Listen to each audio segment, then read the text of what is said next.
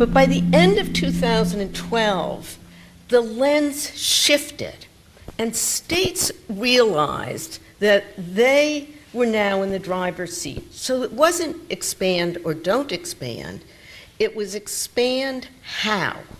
And that's what I want to talk about today, the how. As more states came to the decision to expand, how became increasingly important. So this is today's map. The yellow are states that have decided to expand, and we're going to talk more about those. The gray have not expanded, and I use the word expanded under the Affordable Care Act. There are different ways to expand, and I know when we talk about Wisconsin, you'll hear one way, but I'm talking about expanding under the Affordable Care Act. All adults covered by Medicaid, up to 138% of the federal poverty level. Pennsylvania and Indiana have waivers pending with the federal government that say, yes, we want to expand, but we want our own set of bells and whistles, and I'll talk some about that. Then a number of the other states that are in gray, I would say it's still in play to some degree. Montana, Tennessee, maybe Missouri, Maine, it's still in play.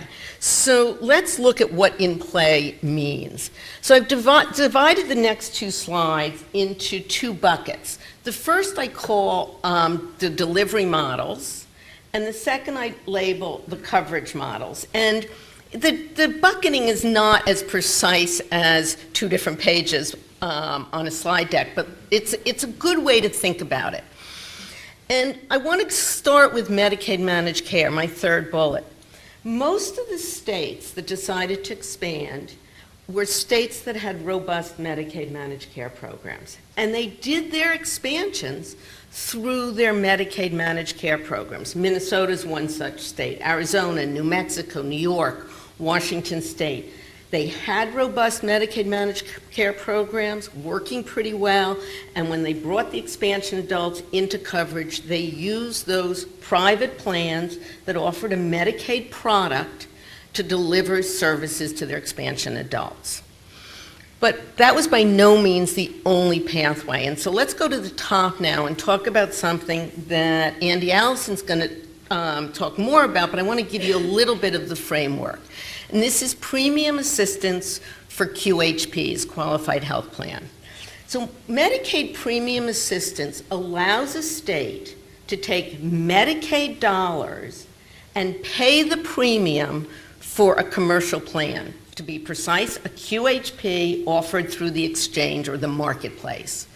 And Medicaid comes in, it says, look, these are individuals who are eligible for Medicaid. They earn $6,000, $8,000, $14,000 a year. We're going to buy QHP coverage. We're going to pay the premium.